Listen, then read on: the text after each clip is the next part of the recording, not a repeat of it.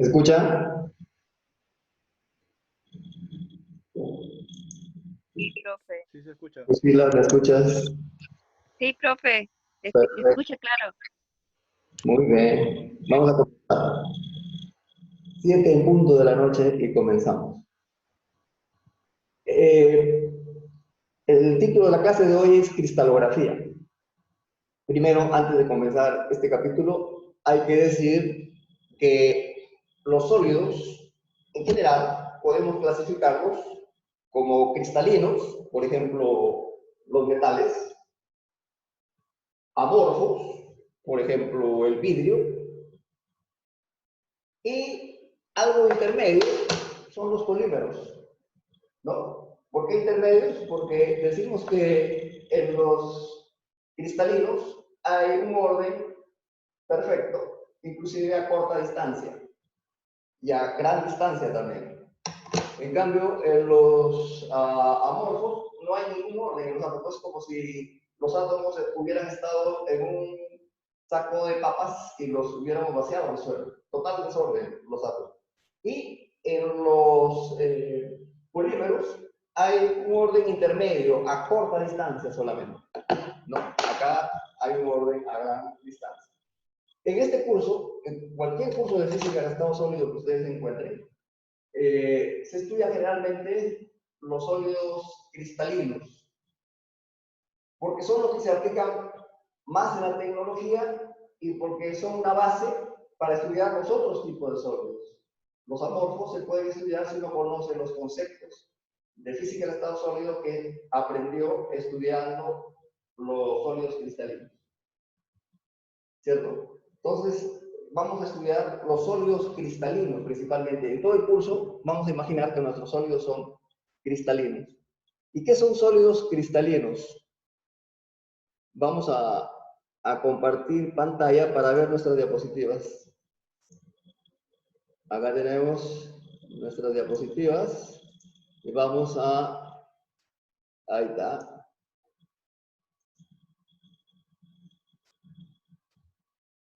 Sólidos cristalinos, acá repetimos, hay sólidos cristalinos y hay sólidos amorfos, como acabo de decir. Los sólidos cristalinos normalmente se dice son sólidos donde los átomos guardan un orden espacial.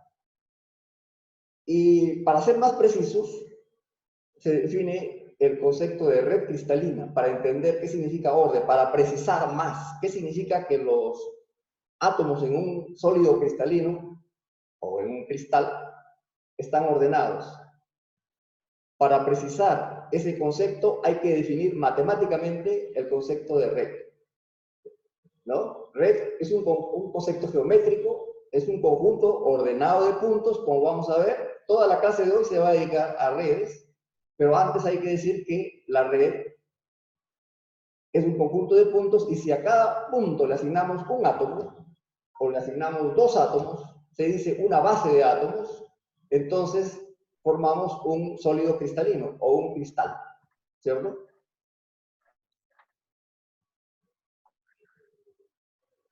Decimos que a cada punto de la red le podemos asociar entonces un átomo, dos átomos, n átomos, un racimo de átomos, me gusta decir a mi tarea.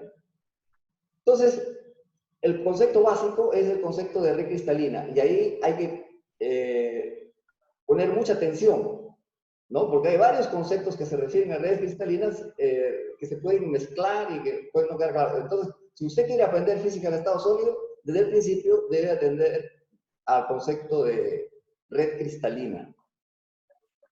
Acá está matemáticamente definido el concepto de red cristalina como un conjunto de puntos, como si estuviéramos en teoría de conjuntos. un conjunto de puntos que se puede expresar en función de tres vectores que vamos a llamar vectores primitivos. Son vectores linealmente independientes, X, Y, Z, por ejemplo, pero no necesariamente los ángulos tienen que ser 90 grados. Se dice A1, A2, A3 son cualesquiera tres vectores no colineales, ¿cierto? Acá, 1, 2 y mi dedo, tres vectores no colineales. Y cualquier conjunto de enteros, mejor dicho, todos los enteros. Es un concepto infinito. Una red cristalina es un conjunto infinito de puntos y ordenado. ¿Qué significa ordenado? Que en una dirección tenemos así, a la misma distancia, esta distancia igual que esta, etc. Y en otra dirección también, ¿no? Y acá también. ¿No? Es un conjunto, es una red, un conjunto ordenado de puntos de acuerdo a la definición de A1, A2. Estoy haciendo ahora en dos dimensiones. Acá tienen la definición en tres dimensiones, ¿cierto? Y también vamos a hablar, para explicar cualitativamente algunas propiedades, vamos a referirnos a cristales unidimensionales, ¿cierto? Entonces, este es el concepto de red cristalina y de paso, el concepto de vectores primitivos, ¿no? Los vectores primitivos forman una terna. Los vectores primitivos forman una terna, y esta terna de vectores primitivos define un paralelepípedo, una cajita, me gusta decir también, para hacerlo más simple.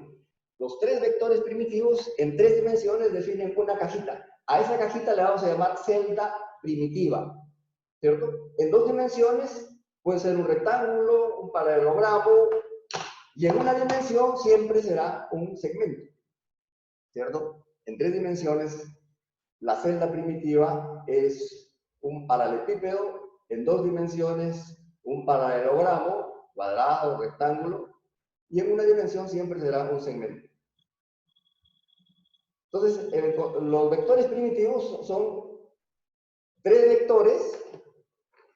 vectores linealmente independientes que junto con todos los enteros, ¿no? Positivos, negativos, más el cero, todos los enteros, y esos tres vectores primitivos definen entonces una red.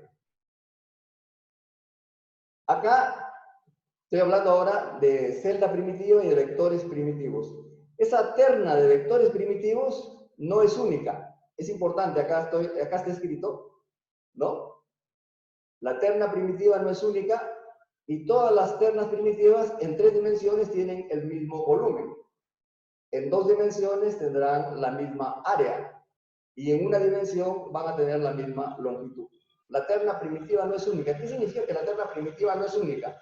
Aquí he hecho algunos dibujos para explicar que pueden haber varias ternas primitivas para una misma red, ¿no? Aquí tengo una red bidimensional, los puntos rojos están ordenados, constituyen una red y pueden ser expresados como A1, 2A1, 3A1, más A2, 2A2, 3A2 o menos A2, ¿no? Bueno, menos A2 sería acá, más A1, ¿no? Sería A1 menos A2. A cualquier punto se puede llegar con enteros y este A1. Entonces, esta dupla, en este caso, porque estamos en dos dimensiones, es una dupla primitiva, ¿cierto? Pero no es única, podemos hablar de otras. Es bien fácil, ¿cierto? Se dan cuenta que a este le puedo llamar A1 y a este le puedo llamar A2, y también cualquier entero por A1 y cualquier entero por A2 me va a llevar a otro punto de acá. Entonces, ya tienen aquí dos duplas primitivas, pero acá tienen más, ¿cierto? A1, A2 es una dupla primitiva, B1, B2, C1, C2, todas estas son duplas primitivas. Y si ustedes hacen el producto vectorial C1 por C2, van a encontrar que el área de este rectángulo, ¿no? Esto se llama una celda primitiva, es igual al área de este paralelogramo, que también es celda primitiva, o al área de este paralelogramo verde, o de este otro paralelogramo azul, ¿no? Que sería por acá más o menos, ¿no? Entonces, A, B, C y D son celdas primitivas. Pero acá tenemos un ejemplo de algo que no es una celda primitiva. Un contraejemplo. Esto de acá no es celda primitiva. ¿Por qué no es celda primitiva? ¿Qué debe cumplir? ¿Cuáles son los requisitos que debe cumplir una celda primitiva? Que entero por U1 más entero por U2 nos debe llevar a cualquier punto de la red. Pero este rojo que está aquí es un punto de la red. Y con enteros U1 y entero U2 no puedo llegar a este punto. Tendría que decir, por ejemplo, un medio U1 más un medio U2, ¿cierto? Algo así.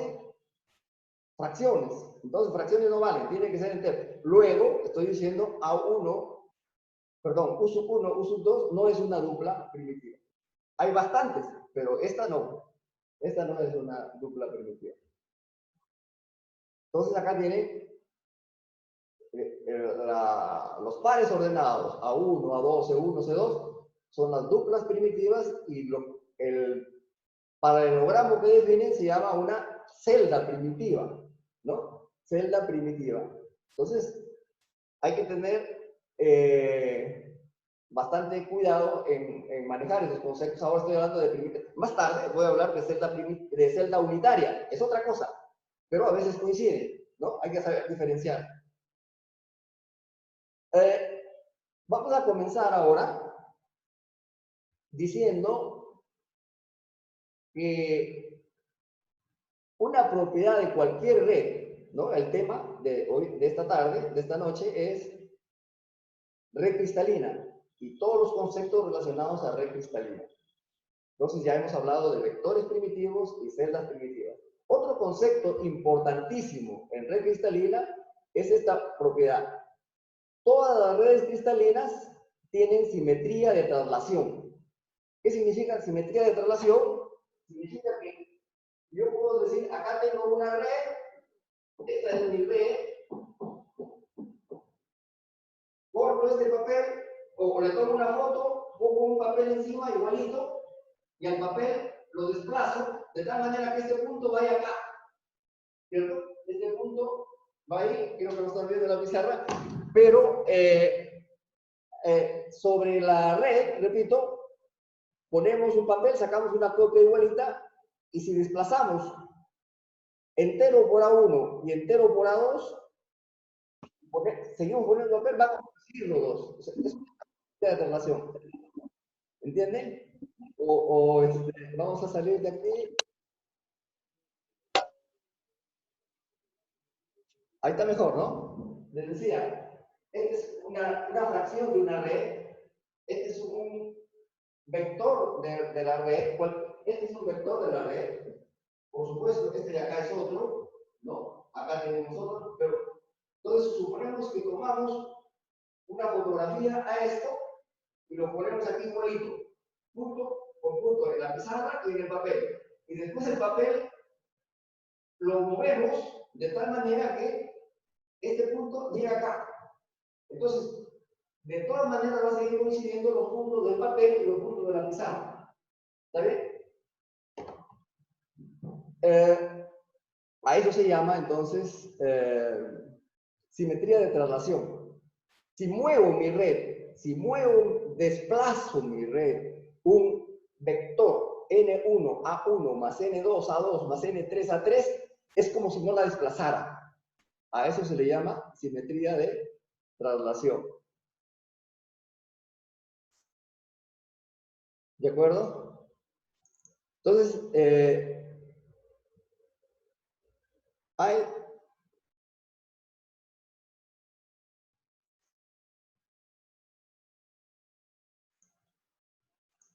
entonces, estamos en simetría de traslación.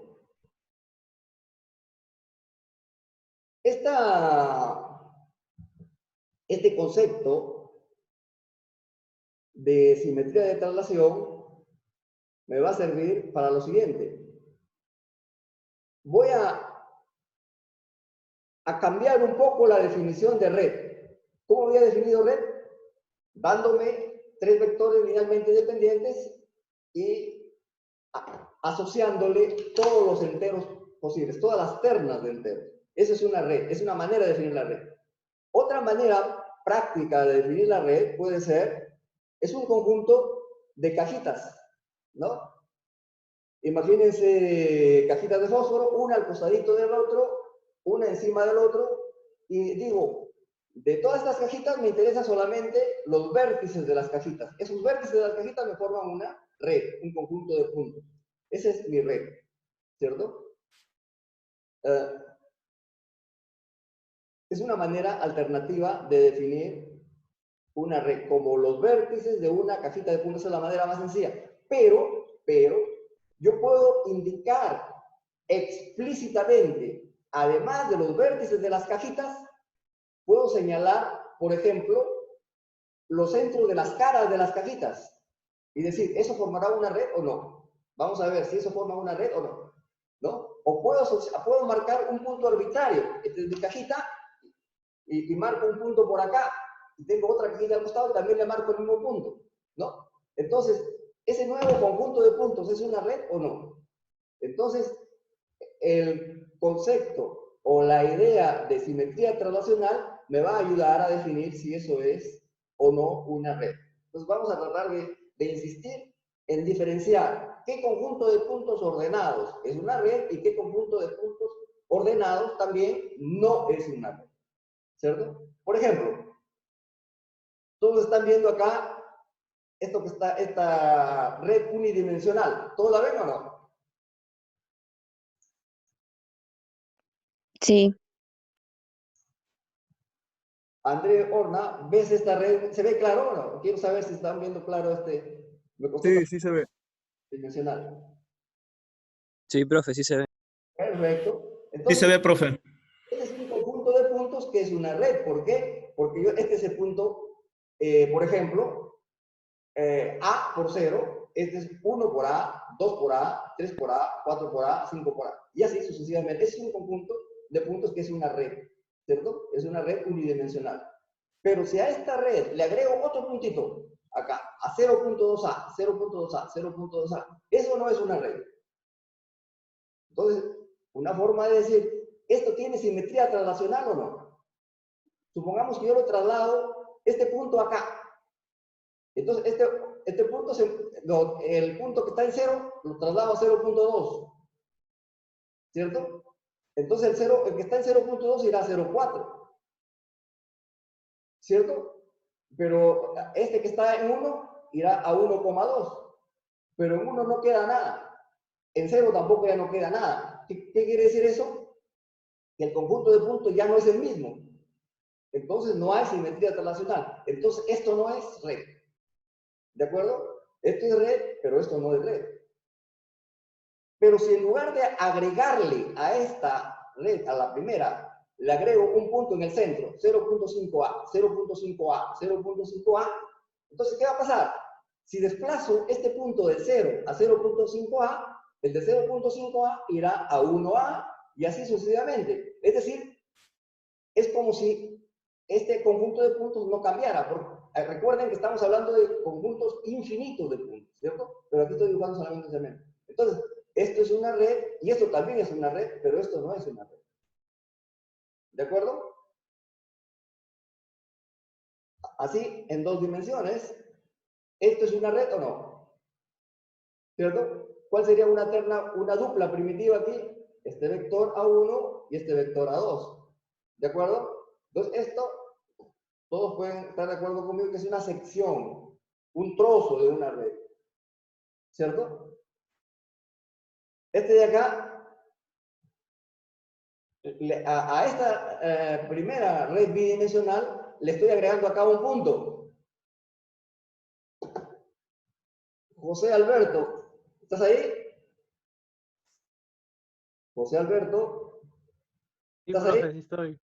Sí, ¿Es una red o no? ¿Esto que está acá es una red? sí, Ah, sí es. ah, esto, lo que Sí, tengo, profe. José Fernando Monzón. Sí, profesor. Sí, sí, sí. Le escucho. ¿Cómo se define la red? Una de las propiedades de simetría de traslación. ¿Qué quiere decir? Claro, sí. Que yo puedo mover este punto de aquí a acá. Si muevo el punto de aquí a acá, ¿ven esta operación o no? ¿Me están viendo? ¿Están viendo Sí, el puntero del mouse? sí, sí se ve, sí se ve. Yo sí veo. Entonces, si este punto lo muevo acá, este punto debería ir acá, ¿cierto? Pero acá queda vacío, no viene nadie acá. Y este punto va aquí y este va acá, pero acá no llega nada. Entonces, el conjunto de puntos es espacialmente diferente cuando yo muevo todo de aquí a acá. O sea, no hay simetría traslacional. Simetría quiere decir que esto es simétrico, porque yo lo roto y siempre lo van a ver igual. Este yo lo desplazo. Si lo desplazo en esta distancia, si lo desplazo en esta dirección, no va a quedar igual que antes. Es decir, si lo desplazo de tal manera que este punto vaya acá, entonces el conjunto de puntos infinito va a seguir siendo el mismo. ¿Me entienden? Entonces, esto es una red, esto no es una red. Y este de acá será una red, acá el punto está en el centro de los rectángulos. Esto de acá es una red. Veamos, si yo traslado este punto a este, entonces este de aquí va acá, y este de acá va acá. O sea, un punto va a encajar dentro de otro. Entonces se mantiene el mismo conjunto de puntos que antes de hacer la traslación. Es decir, si a la red total yo la levanto y la muevo en esta dirección, entonces queda igualito. Entonces, esto es red, pero esto no es red. ¿De acuerdo? Obviamente, esta red tiene dos vectores primitivos aquí, A1, A2. Pero A1 y A2 acá no son primitivos. ¿Por qué? Porque con A1 y con A2 no puedo llegar a este punto que también es punto de red.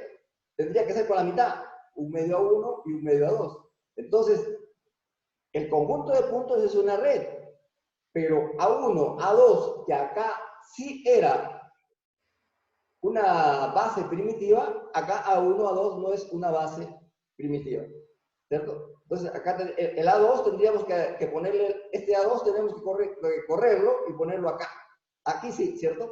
A1, A2, esto sí es una base primitiva de la nueva red que se ha formado. O sea, cuando agrego un punto, si tengo una red y le agrego un punto, puedo obtener otra red como esta, o puedo no obtener otra red como este de acá. Pero este sigue siendo un conjunto ordenado de puntos y lo vamos a definir como una red más un punto asociado, ¿no? O sea, se dice una base de puntos. Este sistema que está en el centro es una red más una base de puntos. Esta sí es red y esta sí es red. ¿Cuál es la base acá primitiva? A1 y este vectorcito de acá que le llamamos A2. Acá la otra base es A1, A2. Acá remato la idea con paralelepípedos. En general, A puede ser diferente de B y diferente de C. Tomemos que esto es como paralelepípedo. ¿Esto es una red o no? ¿Cierto? Con A, con B y con C, yo llego a cualquier punto con A, con B y con C, perdón, A1, A2, A3 y enteros. Siempre voy a llegar a cualquier punto. Pero si le agrego un puntito por acá, ¿esto será o no será red? ¿Esto es una red o no? Le aplicamos el criterio del desplazamiento, de la traslación. Si cojo todo el conjunto y este punto de aquí lo traslado acá, entonces este punto se moverá y ya el conjunto de puntos está en otra situación espacial, ya no es el mismo. Entonces, esto no es una red, ¿cierto? Entonces, seguimos con la misma idea. Este es el mismo que teníamos antes, ¿cierto? Pero ahora agrego, mejor dicho, dos puntos, agrego un punto nomás, un punto en cada centro de cara, de estas dos caras nada más, ¿no? La cara de arriba y la cara de abajo. Entonces, ahora me pregunto, ¿esto es de red o no es de red?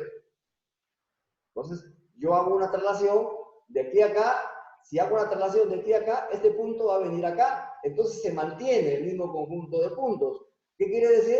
Que este sí cumple con la propiedad básica de una red cristalina. Si yo la traslado según un vector N1 a 1 más N2 a 2 más N3 a 3, entonces, si se mantiene la simetría, si se mantiene el mismo conjunto de puntos, ¿qué quiere decir? Que ese sistema de puntos es un sistema, es una red cristalina. ¿De acuerdo? Acá el mismo conjunto de puntos original, que ya habíamos dicho que es una red, ¿cierto? Acá estoy agregando puntos. ¿Dónde están los puntos acá? ¿Se ve o no? Carla Pastor, ¿estás ahí, Carla Pastor? ¿Coral? ¿Se fue? No hay. Estrada, ¿me estás viendo, Estrada? ¿Puedes contestar esa pregunta? Sí, profe, sí lo escucho. Ya. Este punto que está viendo mi mouse, ¿dónde está? En el centro de las diagonales del cubo, ¿cierto? Centro de... Ya. Entonces, Claro, sí. ¿tú qué dices? ¿Este conjunto de puntos será una red o no? ¿Este conjunto de puntos será No. una red o no? Lucila quiere contestar. ¿Me escucha, Lucila? Sí, profe. ¿Es una red o no? Sí, es una red. ¿Por qué? Si yo traslado esto, por ejemplo, dirección, entonces este punto se va a correr para acá y todo queda igualito, ¿cierto? Y si yo Sí, estoy de acá en esta dirección, este punto se va a mover y va a quedar en el cubo que está adelante, ¿cierto? O sea, hay simetría traslacional. Bueno, entonces estamos hablando de red cristalina, terna primitiva, en caso de 3 dimensiones, dupla primitiva y un segmento primitivo, podemos decir. Así que estamos en una dimensión. Entonces, básicamente hemos discutido el concepto de red cristalina y vectores primitivos y celda primitiva, ¿cierto? Ahora vamos a entrar ya a otro problema, a otro tema. Estas redes, además de la simetría traslacional que ya les mencioné, tienen otras propiedades de simetría. Por ejemplo, si yo trazo un alambre, a ver, voy a hacer en el caso bidimensional mejor. Si yo trazo un alambre perpendicular al plano de la pantalla, por aquí, donde está el mouse, perpendicular, ¿cierto? Si yo trazo y roto 90 grados, ¿hay simetría o no? ¿Se obtiene el mismo?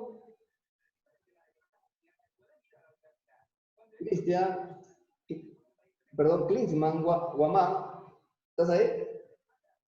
Sí, Ya, a ver, ¿estás viendo la punta del mouse, la flechita del mouse? sí observo. Ya, imagínate que trazo por ahí un alambre perpendicular y hago rotar todo este conjunto 90 grados. ¿Se va a ver igual o no? Sí, se va a ver igual. Oh, porque este es más grande que este de acá. Este punto va a caer arriba. Este punto de acá va a caer por acá. No se ve. Entonces no hay simetría de 90 grados. Pero sí hay simetría por una rotación de 180 grados. Si roto 180 grados, estaba aquí el eje perpendicular. Si lo roto de aquí hasta acá, entonces este punto va a caer en este punto de acá. Entonces, hay simetría de 180 grados. Sí, Hay simetría de 180 grados, pero si fuera cuadrado, sí, ¿cierto? Si este no fuera tan largo, sino que terminara por aquí, también habría simetría de 90 grados. O sea, cada tipo de red tiene sus operaciones de simetría. Operaciones de simetría. Si esto fuera cuadrado, tendría operaciones de 90, de 180, 270, etc. ¿No? Con cada operación de simetría podemos multiplicarla por otra operación de simetría. Multiplicar una operación de simetría por otra operación de simetría significa que primero hago una operación de simetría y después hago otra. Por ejemplo, acá hago una rotación de 180 grados y después vuelvo a hacer otra rotación de 180 grados. ¿Qué obtengo? Obtengo lo mismo que al principio. O sea, rotación de 180 por rotación de 180 es igual a la identidad, igual a lo que tenía al principio. Entonces, yo puedo hacer operaciones de simetría y esas operaciones de simetría las puedo multiplicar de acuerdo a ciertas reglas y esas simetrías se dice que forman un grupo de simetría. Cada tipo de red forma un grupo de simetría y de acuerdo a esos grupos de simetría los especialistas han clasificado las redes. Nosotros vamos a hablar de diferentes tipos de redes clasificadas de esa forma, pero no vamos a hacerlo en forma deductiva, vamos a describir qué han obtenido esos cristalógrafos, esos especialistas, y hasta llegar a 14 redes, a 14 tipos de redes, si estamos hablando de 3 dimensiones, o 5 tipos de redes, si estamos hablando en 2 dimensiones, o un tipo de red, si estamos hablando de una dimensión. ¿No? Hay en total entonces 20 tipos de redes, 14 tridimensionales, 5 bidimensionales y una unidimensional. Nosotros no vamos a describir cómo se han deducido, es todo un tratado, hay libros de teoría de grupos para deducir eso, pero nosotros las vamos a describir simplemente. Y vamos a describirlas en términos de un concepto que se llama celda unitaria, ¿cierto? Entonces, hay 14 tipos de redes en 3 dimensiones, hay 5 tipos de redes en 2 dimensiones y una en una dimensión, y vamos a describirlas nada más, y vamos a describirlas definiendo una cajita. Cada tipo de red se define, se identifica. Cada tipo de esas 20 tipos de redes, o de los 14 tridimensionales, se identifica con una cajita o con un paralelogramo, ¿cierto? Entonces, pero una cajita también está asociada a 3 vectores, ¿cierto? No colineales. Esos 3 vectores no colineales, que se identifican con la celda unitaria, se llaman ejes cristalinos. Entonces, hay 4 conceptos importantes entonces. Celda primitiva, vectores primitivos. Celda unitaria, pero no vectores unitarios. ¿Por qué? Porque vectores unitarios se estudian en física 1 y eso es otra cosa. Son vectores que señalan una dirección y que siempre su módulo es 1. Esos son vectores unitarios. Acá a la celda unitaria decimos, se le asocia una terna de ejes cristalinos. ¿No? Si estamos en 3 dimensiones, son 3 ejes cristalinos, si estamos en 2 dimensiones. Y vamos a comenzar con las redes bidimensionales. Con las redes bidimensionales. Pero yo creo que ya no tengo tiempo. Tengo 2 puntos, 2 minutos, perdón. Entonces, voy a hacer un break y a las 8 en punto vamos a comenzar otros 40 minutos de clase. ¿De acuerdo? ¿Me escucharon? Cool. Sí, profe. Sí, profe. Sí, profe. A las 8 en punto. Yo les voy a Sí. estar atentos y les voy a mandar otra invitación en el transcurso de estos 20 minutos y vamos a ir hablando ahora de las 14 tipos de redes y de sus respectivas cajitas, de sus respectivas celdas unitarias. Ok, ahí lo dejamos. A ver, un ratito. Un ratito, no tan rápido. Creo que todavía tengo 5 minutos. Vamos a comenzar con las redes. A ver.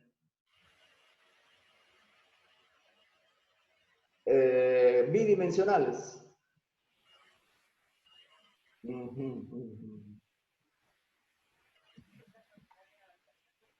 Como acá, manage, check, screen, ya.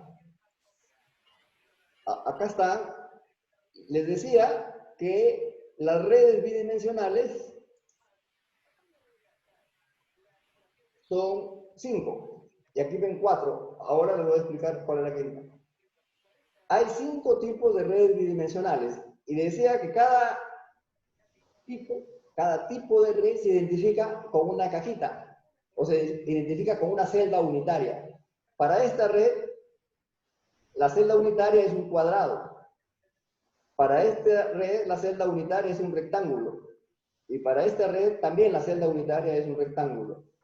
Y para este tipo de red es un, ¿cómo se llama esto? Un rombo. 2 vectores A y B, como dice aquí, están viendo, el módulo de A es igual al módulo de B y el ángulo que hacen entre sí es 120 grados.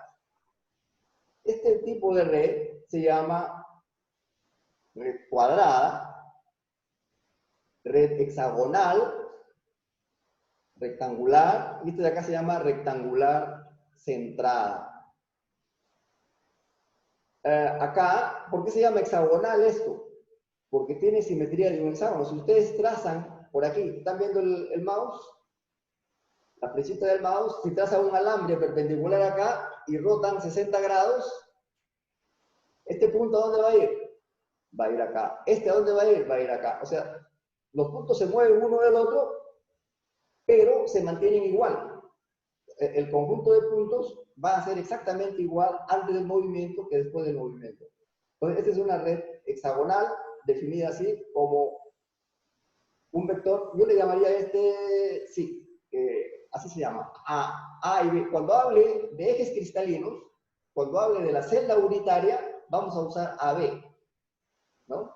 Y cuando hable de vectores primitivos, vamos a hablar de A1, A2. Entonces, este es A, este es B, A, B. ¿No? Les decía, acá una rectangular simple, o se llama, o rectangular primitiva, y este de acá una rectangular centrada. Noten que aquí, solamente en este caso, A y B no son vectores primitivos. O sea, con enteros, con duplas de enteros, multiplicando n1a más n2b, aquí no podemos llegar a este punto. Pero en todos los demás casos, sí. O sea, esta es una hexagonal y esta que se llama vectores, perdón, se llaman ejes cristalinos, son también vectores primitivos. Ejes cristalinos, vectores primitivos. Ok, mejor lo dejamos ahí para continuar en más o menos algunos minutos. Sí, 3 minutos continuamos. No, a las 8 dije, ¿no? Lo dejamos ahí. ¿De acuerdo? Sí, profesor. Ya, esperen la invitación. Ahorita la hago.